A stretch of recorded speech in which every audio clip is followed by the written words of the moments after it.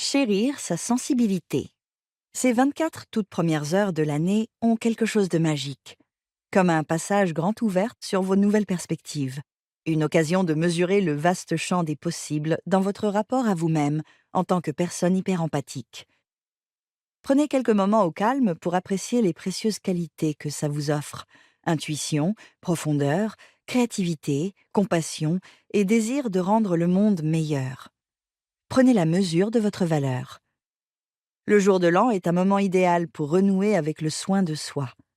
Demandez-vous: quelles nouvelles habitudes pourrais-je prendre pour mieux respecter ma sensibilité? Comment rester altruiste, mais ne pas me laisser déborder? Quelles pratiques pourraient m'aider à me ressourcer? Faire le point sur ces objectifs instaure un élan positif. J'aime beaucoup le concept zen d'esprit du débutant. Il permet de se voir avec des yeux neufs et non à travers le prisme d'idées passées ou de préconceptions. À compter de ce moment, faites-vous une priorité de chérir votre sensibilité et votre générosité de cœur. L'intention du jour. Aujourd'hui et tout au long de l'année, je chérirai mes qualités d'hypersensible. Je suis fière de celui que je suis. Je veux développer ma force intérieure pour vivre mon hyper-empathie libre et serein. Je prendrai soin de moi au moyen de méthodes douces pour protéger et développer ma sensibilité. 2 janvier. Être différent est une chance.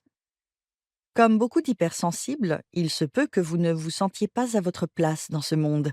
Vous vivez si intensément, vous aimez si profondément, qu'il est parfois difficile de trouver des personnes de la même espèce que vous. Dans mon enfance et ma jeunesse, j'avais toujours le sentiment d'être différente des autres. Ils adoraient aller à des fêtes bruyantes et dans des centres commerciaux bondés, alors que je préférais grimper aux arbres avec ma meilleure amie ou écrire des poèmes. Étant fille unique, je passais beaucoup de temps seule, avec pour compagne la lune et les étoiles. Souvent, j'avais l'impression d'être tombée du ciel comme une extraterrestre qui attendrait qu'un vaisseau spatial vienne la chercher pour la ramener chez elle. Une fois adulte, j'ai appris à apprécier ma différence d'hypersensible. Cette citation anonyme me touche beaucoup. Si vous avez du mal à trouver votre place dans ce monde, c'est que vous êtes là pour en créer un meilleur. Les hypersensibles ont pour vocation de rendre le monde plus beau. L'empathie est une force, pas une faiblesse. Que tous ceux qui ont l'air différents, se sentent différents ou pensent différemment soient loués. Le monde a besoin de votre différence. L'intention du jour. J'honorerai ma différence, qui est une chance. Je serai moi-même avec tout ce que j'ai d'unique, et je ne laisserai personne me prendre ça.